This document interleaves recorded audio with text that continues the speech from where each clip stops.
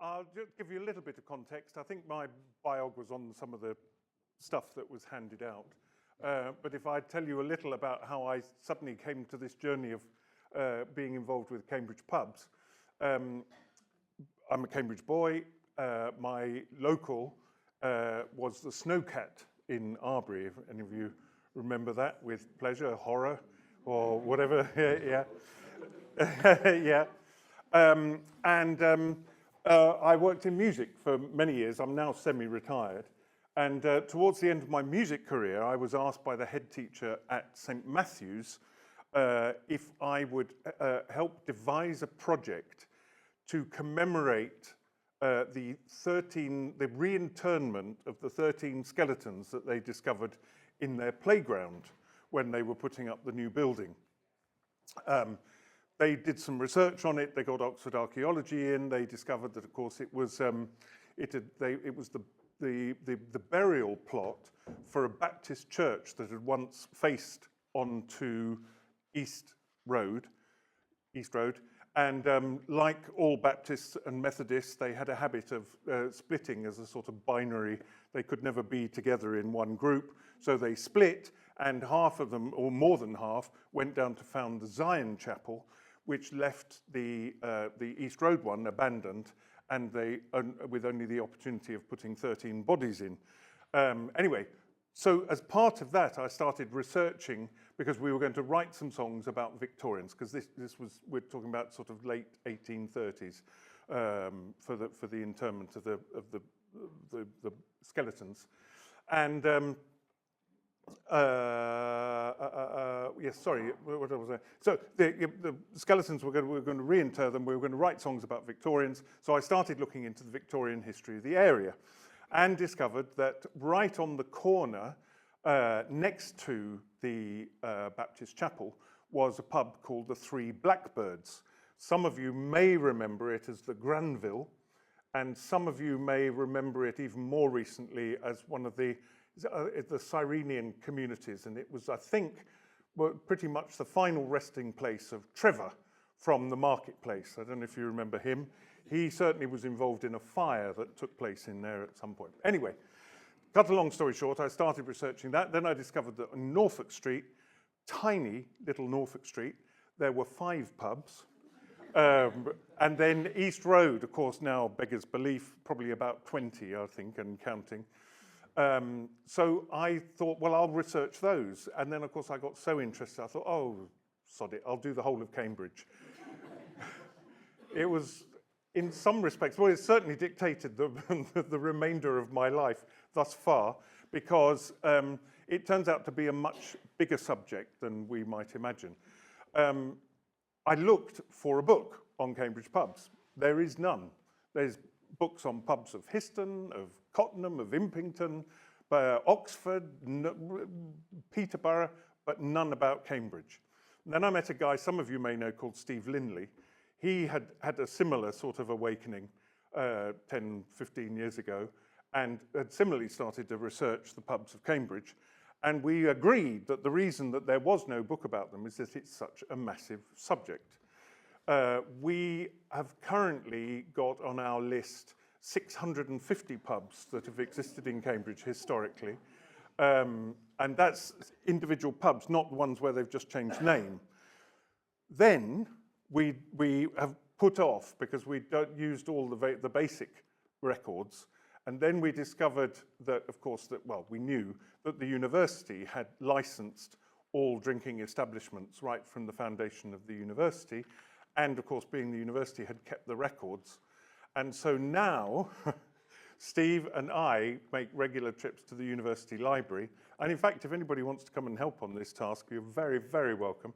But we're going through the university records. And I've started at 1835, and I'm working backwards. And Steve has started at 1600, because he's a medieval scholar and can read the writing better than I can. And we're hoping somewhere to meet probably in the middle of the 18th century somewhere. It's an enormous subject. I mean, I looked at the beer houses. So there was a distinction through most of the Victorian age between beer houses and houses that were allowed to sell spirits, because, of course, I hope I don't digress too far, but we're all very familiar with the Hogarth print of, I think it's called Gin Alley. So there's a picture of a woman breastfeeding, and the baby, she's so drunk, the baby falls off her breast and is obviously going to smash its head on the floor. There's general chaos in the painting. But it was a series of 2 pictures. So there was the Gin Alley, and then there was Beer Street. And Beer Street is quite the opposite, and I would recommend you have a look at it, because it shows that drinking beer was a very, very healthy, fulsome pursuit. So there are people working up on church towers, having a pint, cheering each other, and what have you. There are babies, being successfully breastfed. There are people, etc., etc. You can imagine with Hogarth. And of course, that was a long process, as is most legislation, to the Beer Acts, which then introduced the beer houses, which is why we get the proliferation of beer houses and pubs from about 1830 onwards. I suppose the peak period when they were the most in existence was probably 1830 to about 1860, because they quickly realized that beer was just as addictive as gin, and people liked to drink it, just wanted to drink to excess. It didn't matter whether it was gin, beer, or vermouth, or whatever it was. So, and that coincides, of course, with the development of Mill Road, which starts sort of, and I'm sure there'll be plenty of people to correct me here, around the 1820s onwards, when it really sort of takes root, and we start to get some of the very first pubs. So today, I'm going to take you on a little journey. We'll go from the Parker's Peace End and take in what I think is 9 pubs. It might be that there are 10, but one of the things that I'm going to suggest to you is a plea for more information rather than a lecture, because there is some doubt about the beginning, certainly of one of them. But we're going to go to the windmill. The reason, and there is the windmill on an 1830 map. There is Covent Garden there, and just on the corner of, you can just see Mill Road, and then there's a little splodge there. That is the windmill. Well, that's the site of the windmill. It's also the site of the co-op and the site of the theatre that occupied it in the interim. Then we're going to move to the Locomotive Inn. This is a real sign from the Locomotive. It, again, has had a variety of names. It's now where Maurizio's restaurant is now, and many of you will remember that as a notorious haunt. Anybody who went to ARU will certainly be familiar with it. Then we're going to Crystal Palace, which is just a couple of doors down, and is where the Botana Cafe is now. Although I think actually it was probably set back, and the cafe is an addition onto the front of it. The Durham Ox. Some of you will remember the Durham Ox. Some of you may remember the landlord having a little mental health issue and jumping up onto the roof and shouting at cars. That sort of hastened the end of it, certainly when it was the Chariots of Fire anyway. Then the White Swan, beloved of everybody who likes a late night drink, who hasn't had enough after 11 o'clock and stops off there. This is the one that I would like some help with. So anybody who knows about Headley's Foundry and the locomotive that was built there and the Eagle and all of that sort of stuff, I'd love to hear from. The Earl of Beaconsfield. Do we know what's going to happen with the Earl of Beaconsfield? I was talking to some of the residents of the street and it's still a mystery. Such a shame. The Royal Standard had a revival. It's just celebrated its 10th anniversary as a revitalised pub. Then the Grasshopper. Big shame that that's now gone. Was known rather confusingly as Brookfield House Inn, especially confusingly because you'll see for the next pub, they were both called not dissimilar things. And the Brook, just at the end there. So there are 9 pubs. We're going to start with, there's the windmill on the 1886 Ordnance Survey map. The red markings are mine, and it's speculative. The windmill doubled up as pub and monumental masons. So the back area was probably almost certainly where they did the gravestones for the new cemetery opposite. Then you can see the proximity then of the locomotive and then of the Crystal Palace. A very concerned resident in our first story was very keen to point out that it was only 6 steps away from the windmill when they were trying to close the windmill down. And he was pointed out, and he obviously counted his steps between all the other local pubs. So our first story involves, so if you think that, that the opinions that we all hold in Mill Road about the bridge and the closure is controversial, there is a precedent. So, and I would like to suggest that it starts, or it was certainly came to fruition with this debate about the windmill. So as nowadays, pubs come up for relicensing, and the windmill was no exception. It had remained empty. The previous incumbent had neglected it, so it had remained closed for 2 months. Then they took it to the licensing meeting, and then a variety of people got involved in the debate, much as they did. In fact, I remember being canvassed about the locomotive when that was due to close. And we were saying, it's a disgrace, you know, we're respectable people, and they're bringing the... Anyway, in the context of this one, the locomotive, you'll be amused to know, was cited as a paragon of virtue. But anyway, how times change. So, round 1, the challenge, August 1900. It gets taken to court, and in the blue corner, ladies and gentlemen, we have the Church of England Temperance Society. Yes, and well, you can read it. I don't need to read it out for you. But they had, led by Joseph Pike, the draper of Perrone Street, he had got a large list of people who were opposed to this pub opening. And of course, temperance movement was very big. My family, I've got pictures of my grandmother and my grandfather in the Sturton Street Band of Hope. And I've got their medals, you know, 1 year perseverance, 2 years abstinence, 3 years, blah, blah, blah. So they're rather glorious. But they were very vocal, and they decided they wanted to take it to a battle. So in the red corner, we had the brewers, obviously, and then various other people. And significantly, 230 local residents signing a petition in favour. So I was very pleased with that, really. Anyway, oh yes, and this was the Albert Brand, who some of you will be familiar with from the cemetery. He's a policeman who's buried there. He was the new tenant. He was recently retired, took over, and of course was running it very responsibly. It was in good hands, and they were, so in the debate, that came up quite a lot. Round 2 was lost by the fans of the windmill.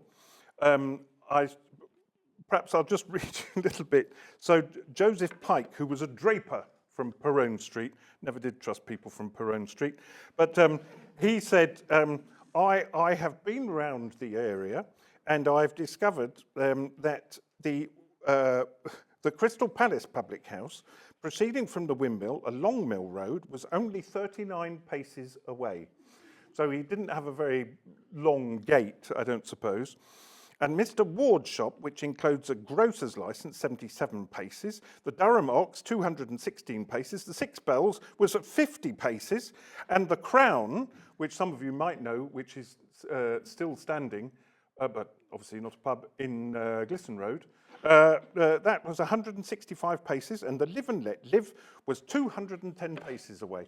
So he was particularly vociferous, they won. So i.e., the court agreed that the windmill would have to close. Here we are. Oh, yes, sorry. I didn't need to read that out for you. Round 3, however, was won. And the prosecution case started to unravel. because, as the Defence Counsel said, I draw attention to the fact, my lord, that Arthur Lyce from Covent Garden signed the petition twice, once in favour and once against. Defence Counsel, have you ever been in the house, Mr. Pike? I have not been in to drink. And what is your favourite tap? My favourite tap is Adam's Ale. So, pompous idiot. But anyway, their case, as I say, began to unravel as it emerged that all the prosecution witnesses and all the people that were opposed had never been in there, didn't know what it was like, and were talking purely from prejudice. A fact that admirably was noticed by the court, and they decided to grant the renewal to the license of the license. There we go. Court had come to the conclusion the license was to be renewed. Hallelujah. However, round 4, submission. So it was only lasted for another 7 years. The license was eventually not applied for. It may be that somebody had come in, I don't know the exact chronology of it, somebody had come in already to suggest that they convert it into a theatre, which of course it became, and cinema.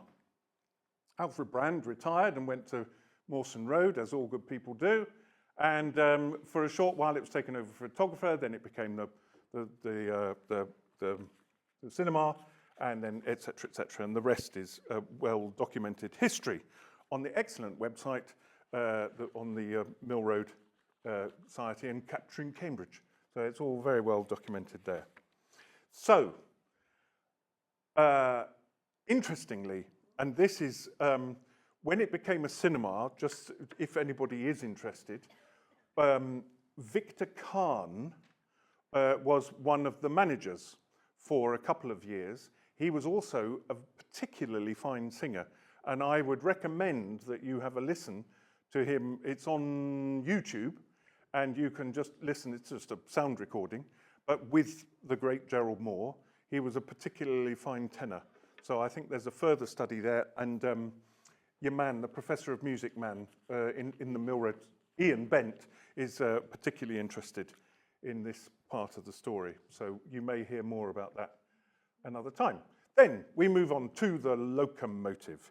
So I have a theory that, in fact, the locomotive that Cambridge built, one locomotive, and there's pictures of it, I think people have probably seen, and it was built in the yard, the Eagle Foundry, and I wouldn't be surprised, because I can't remember the precise date, but it was something like 1843, I think it was made. I wouldn't be at all surprised, in fact, if the locomotive changed its name because of the fact that the locomotive was there. Obviously, proximity to the railway is one, but I like to think of it as a half-decent theory. This was a real sign, as I say, from the, and there's another whole history in terms of the signage for the locomotive about which train was used to signify and to illustrate the sign. So, this is an interesting story. So, ladies and gentlemen, let me take you back to 1902. I don't know if this is, but here is the locomotive on the right-hand side. Still looks, the frontage is still essentially the same as Maurizio's. And in Tennyson Road, there was an abattoir, and that people were in the habit, not altogether sort of, I mean, people still herded their cattle through big public streets. And this was no exception. People brought them in from the villages. And on this occasion, the guy was bringing a whole load of cows to the abattoir in Tennyson Road. And one of the bulls got loose.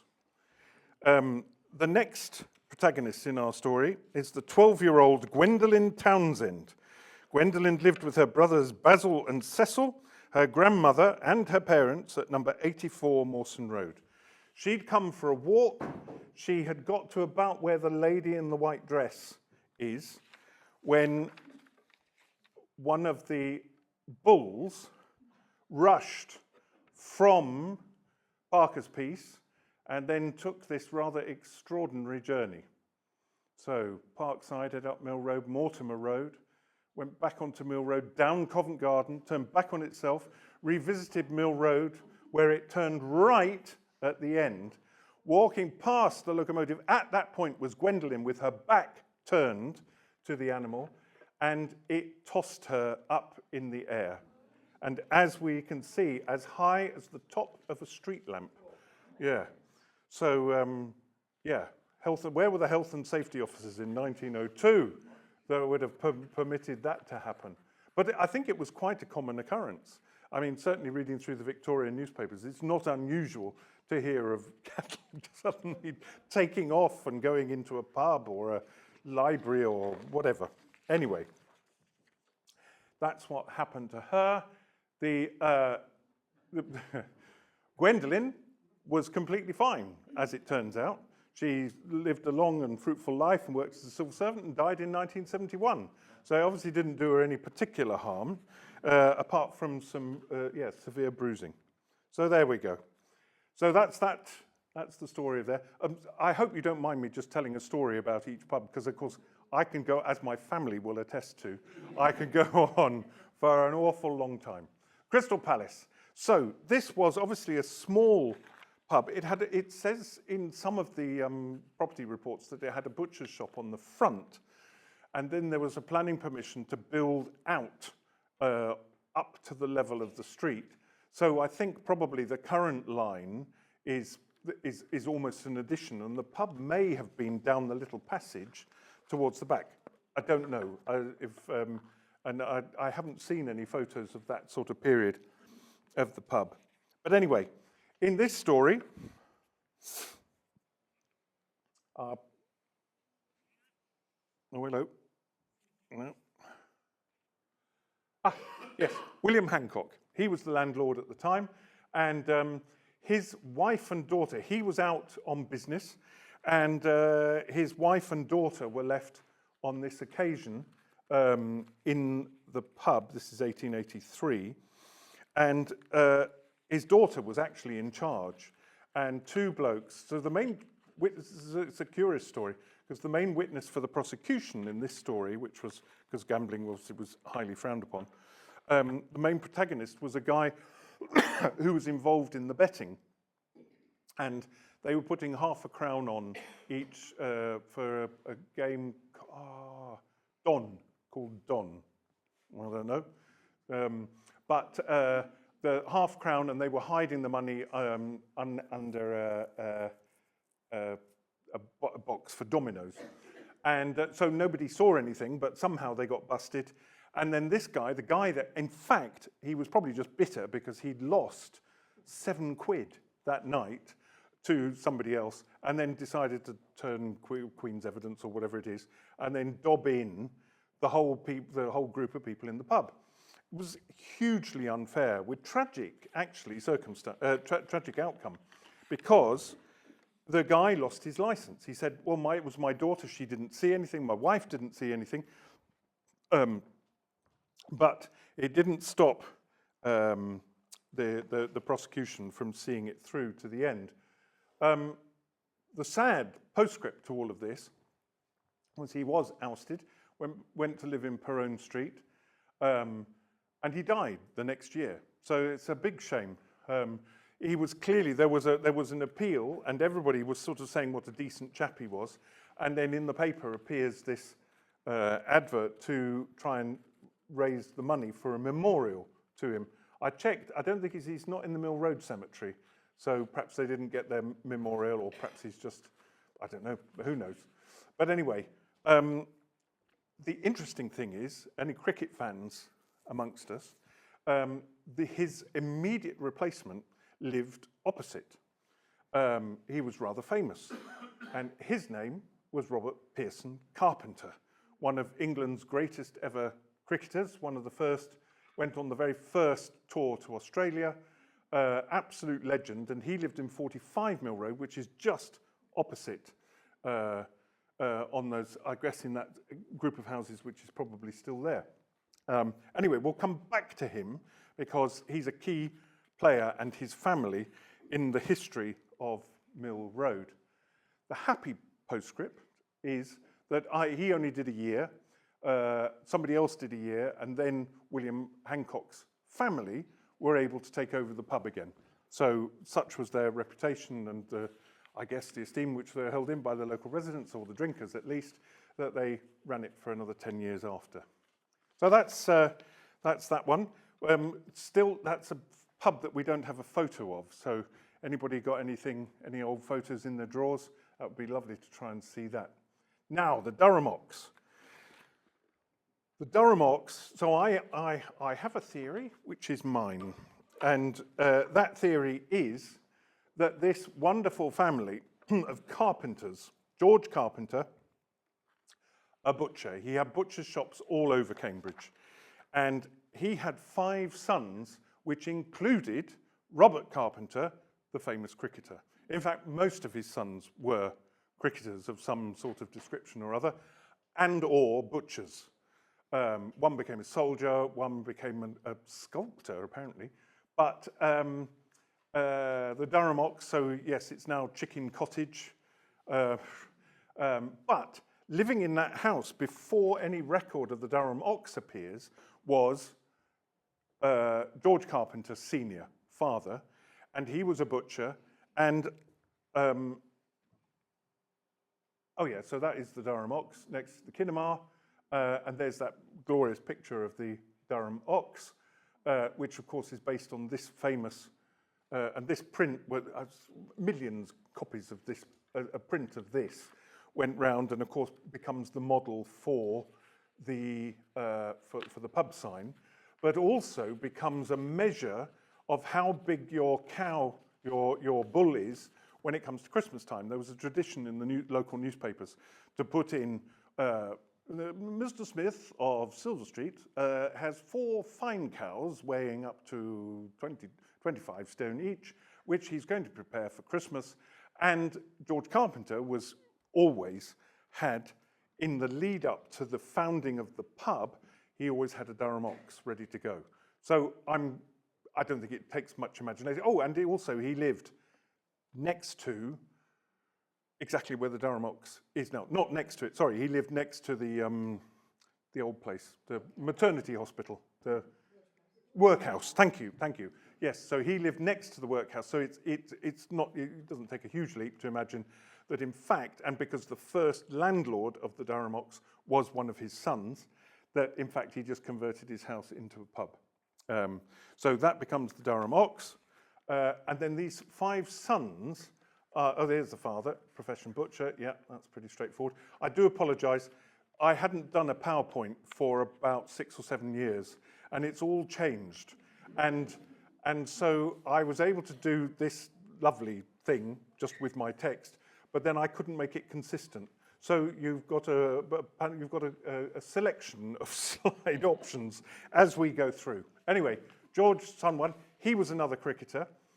So here's one of the adverts for the butchers, one of the Christmas adverts from 1846. This is Mr. Carpenter, I think this is Mr. Carpenter Senior, so this is father, who had his shop in St. Andrew Street, and so they're, of course, they're boasting about the size of their beef. And boy, did they have beef later, but we'll come to that shortly. William, another cricketer, butcher, and he turned gamekeeper and became the Pindar on the Commons. John, his son, another butcher, but he betrayed the family and became a baker. Then Robert Pearson, this is the famous cricketer. He was a whole load of things. I can't remember what he was known as groundsman Johnny or something, because he looked after Parker's Piece for the last part of his life. Always lived at number 45 Mill Road, and then went on to umpire test matches as well.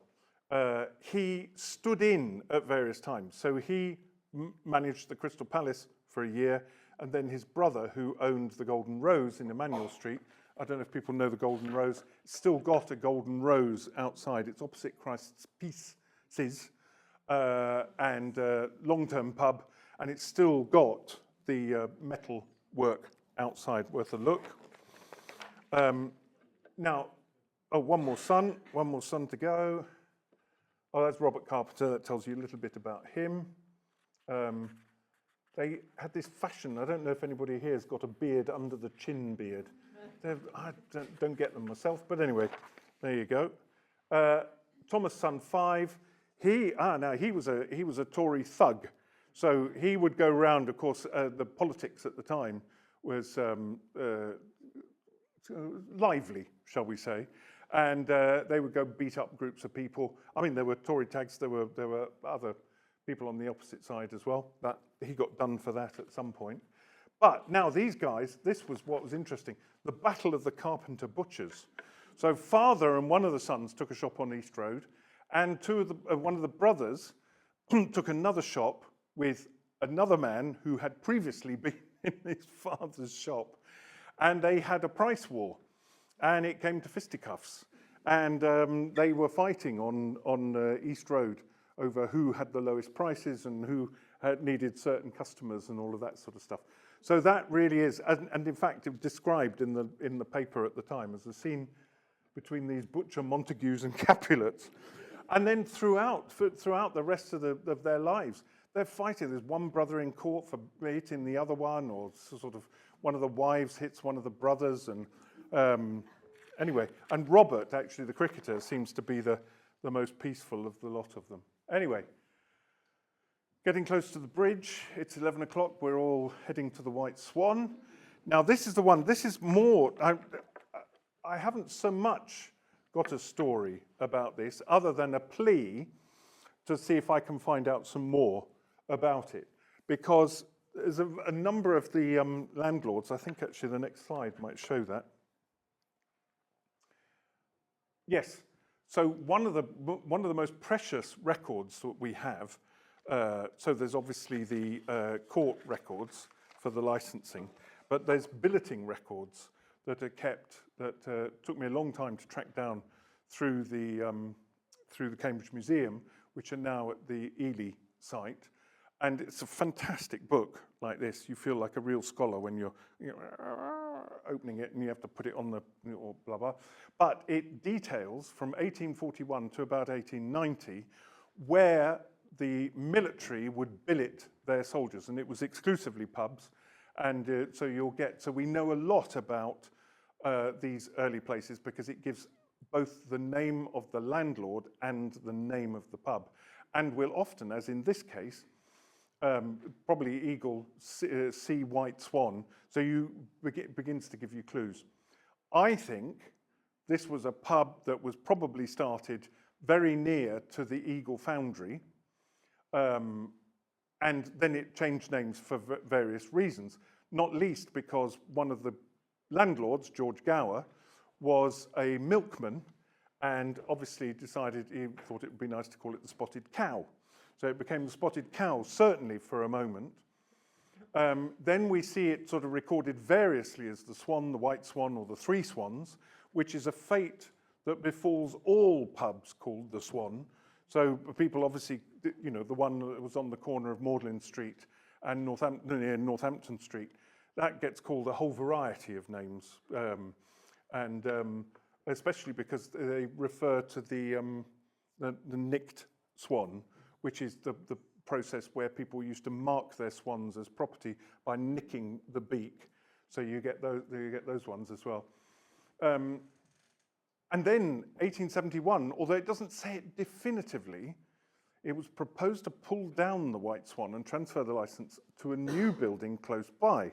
What is clear is that half the White Swan was the original, the one on the corner, the one that we see in all the lovely old photos.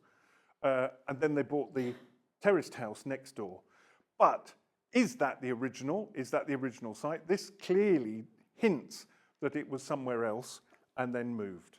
It could also be that there were two properties, but I don't know. So if anybody's interested in pursuing that with me, they're very welcome, because as I was saying to Mary earlier, she asked me about a brewer's memorial that she found in the cemetery for Henry King.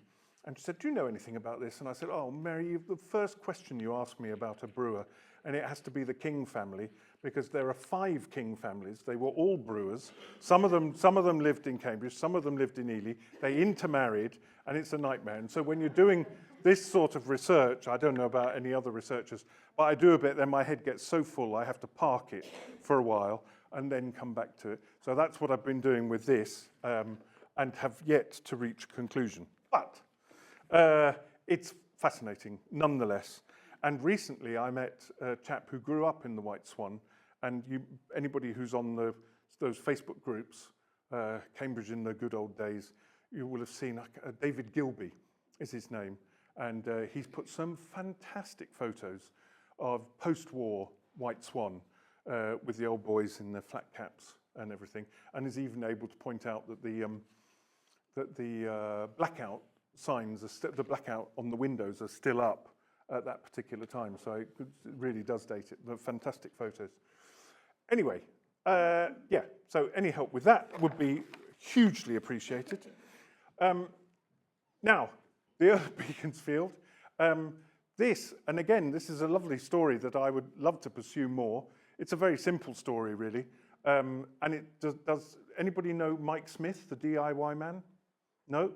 He was there in the 60s, and he found fame, and not a little fortune, I guess, when, so this is him after all of this, but he went on to host a DIY show. He was known as Mr. Toolbox, and here he is and on television. Oh, yeah. So, and Facebook, I know, look at that hairstyle. Isn't that wonderful? So anyway, that's Mike Smith. So that's the little story about the Beaky, as is known. There we go. So moving swiftly along to the Royal Standard, because I'll try and get through all of this. It does fizzle out a bit towards the end, because I get to number 9 and I'm going, oh God, I've got to do another story. And it was a really difficult one, but I'll come on to that later. The Royal Standard makes it a little bit easier. And what I suddenly discovered was that I got a huge amount of information about the various landlords. Some pubs, when you look at the licensing records and you look at how the licensees have changed over the years, you'll see a list, and you know your heart sinks, because you've basically got to transcribe. Well, for me anyway, that was my COVID occupation, was transcribing license. I transcribed all the licensing records. Anyway, you see the list for some pubs, and it's like 20, 30 long. You know, you'll have 2 or 3 people changes of hands within 3 years. The Royal Standard, they go in and they stay. So they really are. I mean, it's probably, and I've always thought, anybody who knows the Queen's Head at Newton, when you go inside, they've got this wonderful thing like they have in churches, and they have the list, a painted board with all the incumbents, you know, going back to, you know, they're priests or organists, you know, going back to 1320 or whatever it is. I think they should do that in pubs. I thought it would be nice. But anyway, so I've done my own version of it here.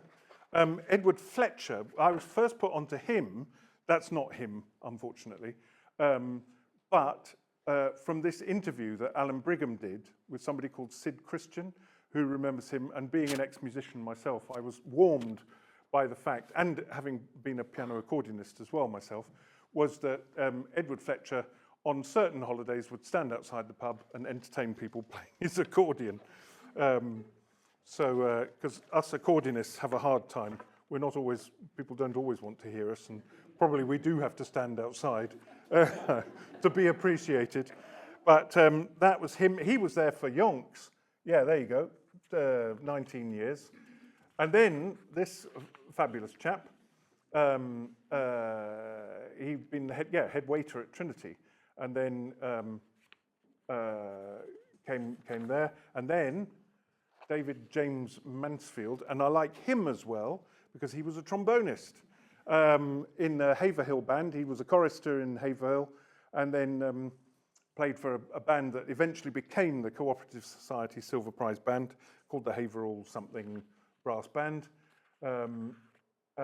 which is always rather nice. He ran that with his wife. And then there's another Fletcher. Now, I don't know. I've had a quick look to see if I can find a connection between this Fletcher and the piano accordion Fletcher. But they weren't there very long, in actual fact. But they did win Best Beer Garden Award from Tollymash Brewery. So I don't know. It's interesting because they referred to Tollymash public houses. I don't know if that was before the merger of Tolly and Cobbold. So, because of course it became Tolly Cobbold, much beloved of Cambridge drinkers, not. But anyway, there was him. Then, of course, Arthur Cooper. Now, he was a bit of a legend. And do people remember? Do you remember Arthur Cooper? Yes. Oh, wow, wow. So there's a mixture of pictures of him. He was always in the news for whatever reason. I don't know what sort of chap he was, but he got beaten up in the pub one time. Then he crashed his car really spectacularly. Then he bought a racehorse. I mean, and then he was giving stuff to charity. He was always in and out of the paper. So that's, Arthur Cooper. And then there's a picture of him when he comes back, and he got very involved with the Royal Standard, partly because he believed that it was going downhill, and took out a full half-page advert in the newspaper berating the present owner, saying, "You've ruined my pub." But it wasn't this person, Mary Read, again, who many of you will know, and for a short while, and I'm guessing that she was responsible for changing the name of the Royal Standard to Kitty Dunphy's. It was, yeah. So it became an Irish pub, and there was lots of Irish music there, as she does, and she's gone to the something club. She used to go to the Labour. She went to the Labour. Right, yeah. But she's been around in Cambridge for a long time. Anyway, so that's Mary Read. And then our own beloved Jethro Scotch, that one. And there he is with his crew. He runs 3 pubs, of course, in Cambridge. As many of you will know, he's taken over the Cambridge Blue. He's had this place for 10 years now, and the Blue Moon. And I'll share with you just my one story about a Norfolk Street pub, because I don't suppose you'll ever ask me to do a talk on Norfolk Street pub, so I'll get this story in anyway, because it's one of my favourite stories. But the Man in the Moon, which you may remember from the sort of late 60s, early 70s, was a construct, was a rebuilt pub. It had originally been about 200 yards away in Staffordshire Street, and it was known as the Man in the Moon. There's a Man in the Moon, and I've even got half a photo, intriguingly, where some people are standing by a sign that says "Un." So, yeah. Very interesting, that person that had shared that photo had lived in the Prince of Wales, which is on the corner of Gwydir and Norfolk Street, and lived there when Peter Cook lived there for a year, as in Peter Cook and Dudley Moore. Anyway, I digress. The Man in the Moon, as you can see, I can just keep going. So the Man in the Moon was in Staffordshire Street. That got pulled down when Staffordshire Street was pulled down. They relocated to the corner of Staffordshire Street and Norfolk Street, and they thought, oh, what a good idea. We're close, very close to getting somebody on the moon, so they changed the name to the Man on the Moon. Very clever, you see what they did. Then it all went belly up, I'll say, and Jethro came in, bought it, and it became, because he'd already got the Cambridge Blue, it became the Blue Moon. So it's a good story, eh? Anyway, so, shut up, Mark, get on with it. So, the grasshopper, rather glorious and much missed. But here we have another wonderful story of Mill Road residents causing trouble. Mrs. Miller. Now, I'm hoping nobody knows Mrs. Miller, because this story does come from 1981 or something like that. Yeah, is it 1981. She lived next door to the grasshopper, as was. In fact, I should just show you some pictures of it. So this is the very first picture we have of the grasshopper. Yeah, it's nice, isn't it? And then this is a slightly later photo, this one. Then they decided to paint the bricks, And that's not an improvement, I would suggest. And this is even less of an improvement. So there it is now. That's what it looks like now. So the person who lived next door to this clearly was very upset and complained. Mrs. Miller versus the grasshopper. In the blue corner, the redoubtable Miss is Annie Miller. In the red corner, the landlord Albert Arnold, who really had won many regional prizes for his pub custodianship. And Flowers Brewery was sort of an odd rarity in Cambridge, but they were the owners. And she opposed vociferously the reallocation of the license to Albert Arnold, and she complained of this. So,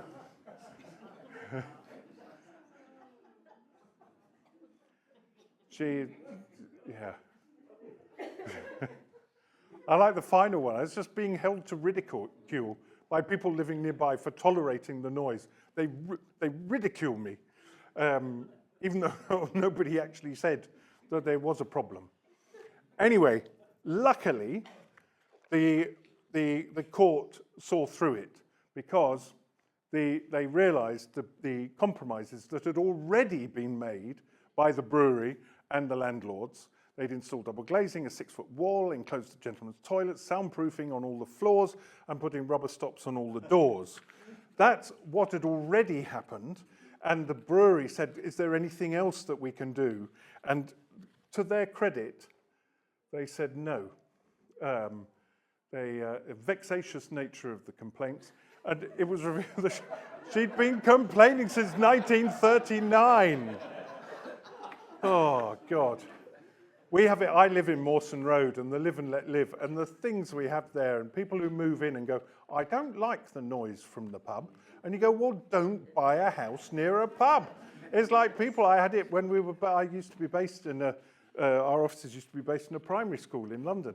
People would complain about the children making a noise, and you go, they're children and the school's been here since 1870, you know. Get over yourself. Anyway, yes, so luckily that's a good outcome for that story. Here we go. Now the brook. Now this is where I started to run out of energy with my stories, and partly because I couldn't really find. I haven't done that much research on the brook. Partly because it came into my sphere a little late because it was a Cherry Hinton pub and fell under the licensing jurisdiction of the Bottisham magistrates as opposed to the Cambridge magistrates. So I haven't had it in my stable for that long. The two stories that stood out, I thought I might not be able to get away with. One, because there was a murder outside, and it wasn't that long ago. A murder in Mill Road, impossible. But yes, it happened. And then the other one was about the landlords and in the 80s with their finger in the till, and then the brewery wanted to chuck them out, and that was quite an interesting story because they said, we're not going anywhere. And the brewery said, oh, yes, you are. And, oh, no, we're not. And so that was a long and protracted thing. But I suddenly thought, oh, God, probably somebody might know them and I might slander them or something. So a very simple story, which still tickled me. They have a standard, I think they might even have a bar billiards in there, not like one of the pubs which had a circular billiards table. I think that was the Jolly Waterman, had a circular or a hexagonal one, I think it was, so you could get the pockets on the corners. But these guys went one further, and they put theirs on the roof. So the pool table was on the roof. So, of course, we've seen very many eccentric things. I don't know, people have remembered, it was either the Alma, or it might have been the Alma, where the guy who was one of the monster raving Looney Party candidates had a phone box, which was an aquarium with piranhas in. Does anybody remember that one? Yeah. So there are, you know, the eccentric characters with the hexagonal pool table. I'd rather like that one. So I haven't really got much to tell you about that one. Others say that brings us to the end of Mill Road. Hopefully I've got some time for some questions. I've got my notes for these particular stories are lying flat on the tables over there, so you can read some of the verbatim. Of course, it's fascinating.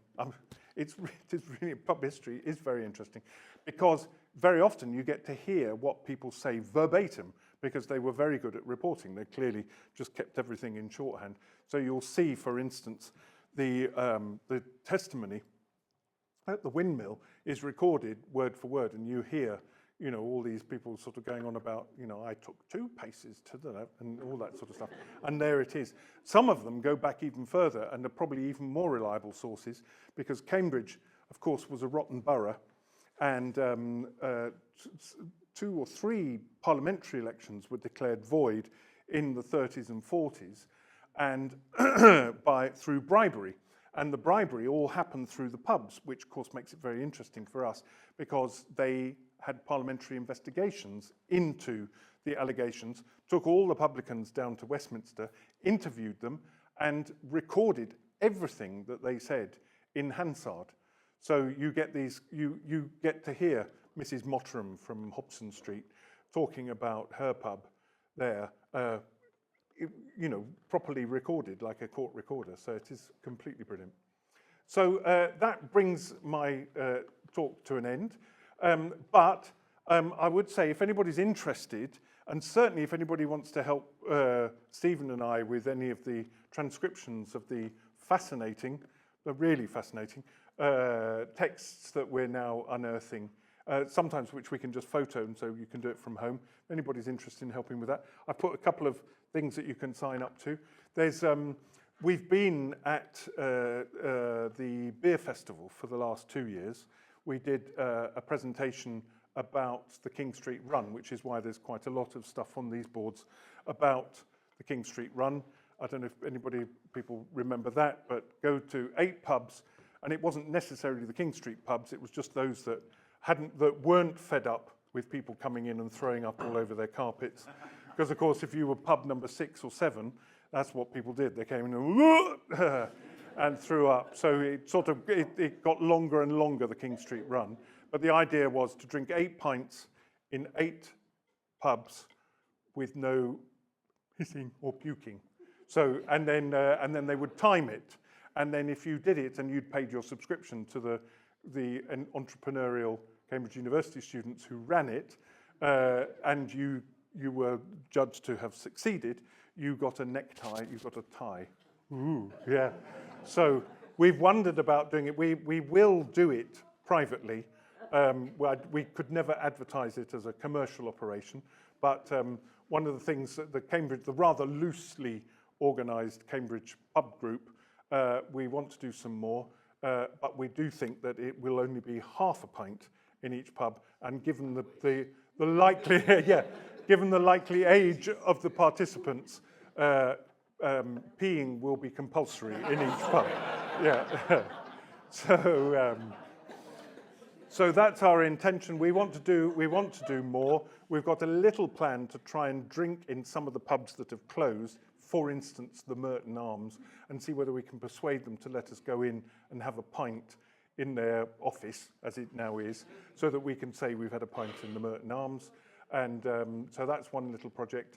And we're gradually at getting this list. And there will be a publication of some description at some point. So please, you're very welcome to join us. My next tour, I hope, in the cemetery, I would like, and of course this is all dependent on, as I discovered last time, having gone back to try and do the same tour, and then went, I can't even see the grave because there's so many brambles.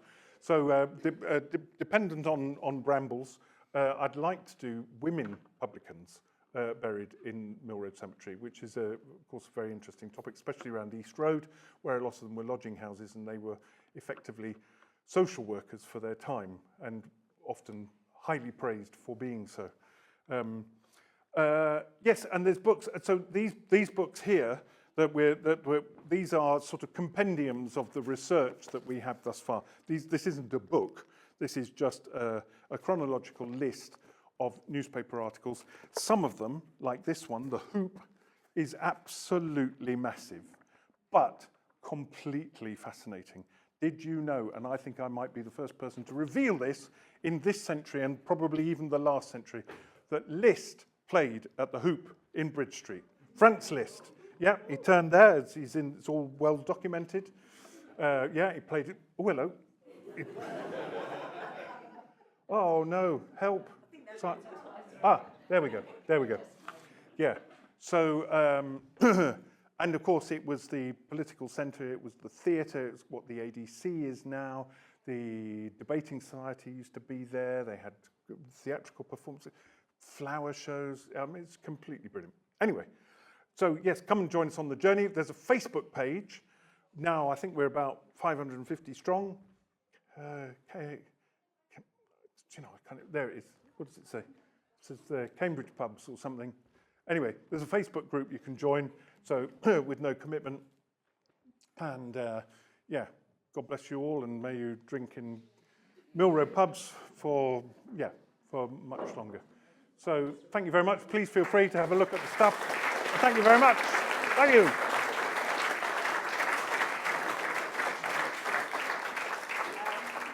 Does anybody have any questions? Yeah.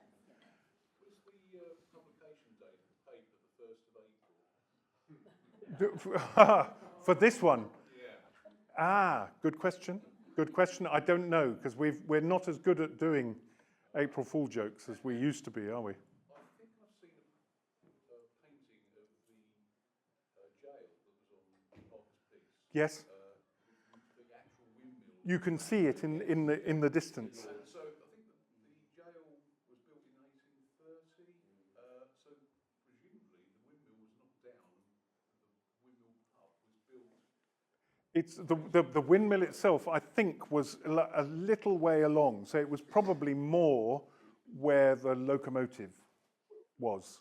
And the plot of land on which the windmill stood, I don't think we know specifically when it was taken down, but the plot of land on which the windmill stood, there is a date for that, and it's in one of Alan's development of Mill Road documents, which is all on capturing Cambridge. Yeah. You said at the beginning that you discovered over 600 Yep. pubs in Cambridge. Do you know what the population was at that time? I just wonder how many people there were per pub. Yes, well, they were very keen on calculating exactly that statistic, and I always forget it. But of course, there weren't many. I mean, when I first remember the figures for Cambridge, it was about 90,000 people in Cambridge. But I do know that there was, when they started calculating that figure towards the end of the 19th century, because of course the temperance movement, they were trying to demonstrate that there were far too many pubs. It was 1 to about every 160 people. So yeah, so you could have your own pub. So basically every street, had a pub.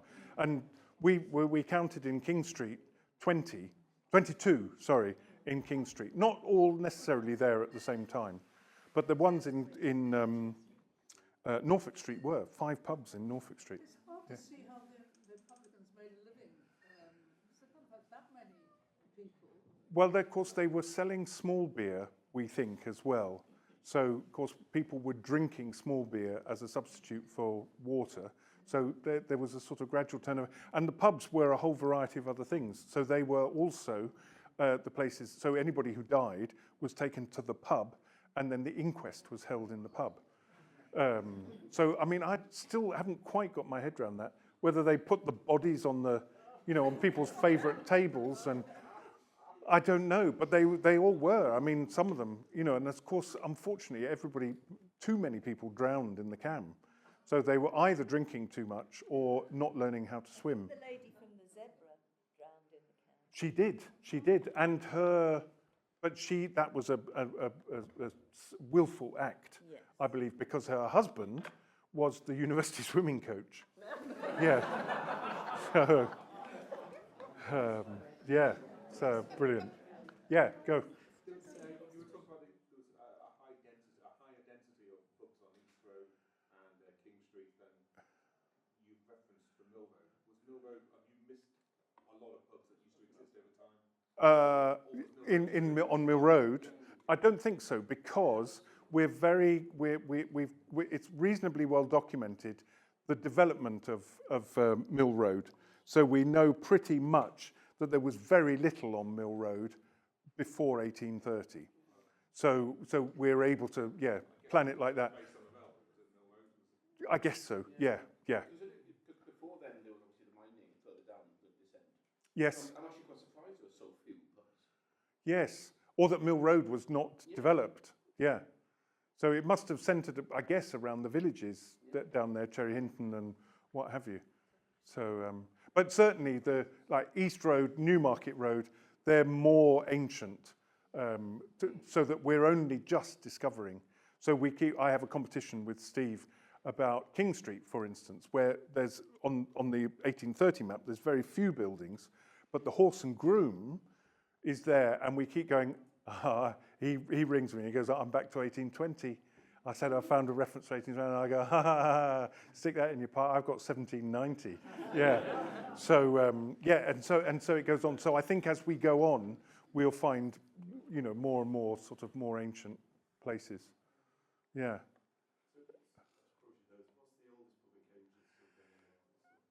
Nobody knows. Nobody knows. So two people claim it. The Pike and Eel claim it, and the Green Dragon in Chesterton claim it. But it's very difficult to say because some of the houses were they would have people in, and it's I would say impossible to say.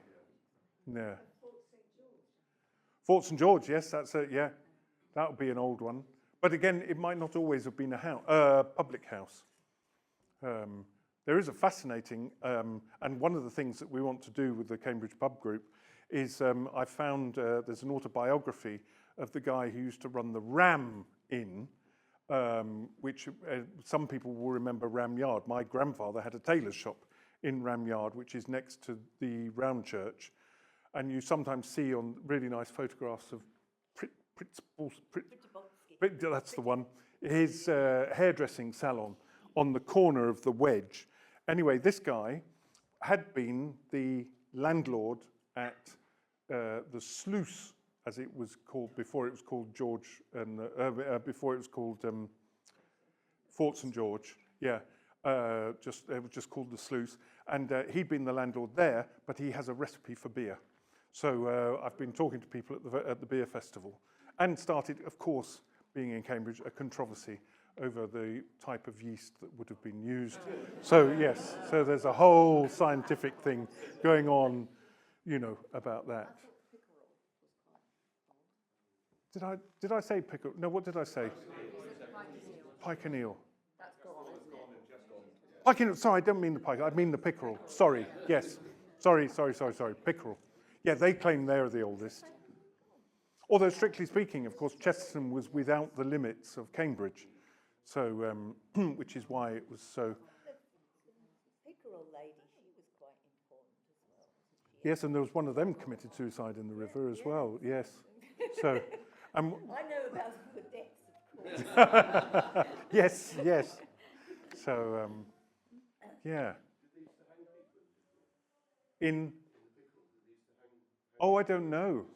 I don't know. I was reading about somebody who was executed, and it had something to do with the pub, and I can't quite remember who it was, who was hung in Cambridge Jail, the one on Parker's Piece. Yes, there was. That was him. Yes, of course it was. It was your man who lived in Covent Garden. They're a rum bunch down there. And he went to the Hotline first, got tanked up there, then went to the Garrick, which later became the Radigund, and then sort of. And yes, he murdered a prostitute who is buried in Mill Road Cemetery. So, yeah. Oh yeah, sorry, what I was going to say was they hung him, and there wasn't enough drop, so they had to excavate underneath him so there was enough drop. Isn't that awful? Yeah. Well, my nana claimed that her parents had seen the last hanging, but I worked it out. They couldn't have done because that was inside by the time the last Of course it hanging was, yes. Yeah, they weren't public. But my nana had lots of stories. Ah. Normally, we would give a bottle of wine at this point. We've got a small beer. Oh, wonderful. But don't hold it by them. Thank you very much. Thank you. Thank you, thank you, thank you. Thank you very much. Just one small point. Robert Carpenter didn't always live Did you? in that house. He maybe was having his house done up or something, but on one census, he's actually living in my house. Is he? Is he really? Which is where in? In Cypress Road. Oh, fantastic, Yeah, so, fantastic. I discovered that at the very first Cypress Road street party we had. Ah, That's wonderful. when I learned all about poor Robert Carpenter. But of course, when he died, he was very poor. And my daughter, who's just moved to a flat next to the Oval, I was able to tell her that when he was playing at the Oval, he once hit a 6 out of the ground. So I said, it's conceivable it landed near your flat. So, yeah. Anyway, and of course, no stone in the cemetery for poor Robert Carpenter and many of the other cricketers, because people didn't earn lots of money in sport. No, you know, so. no. But thank you very, very much.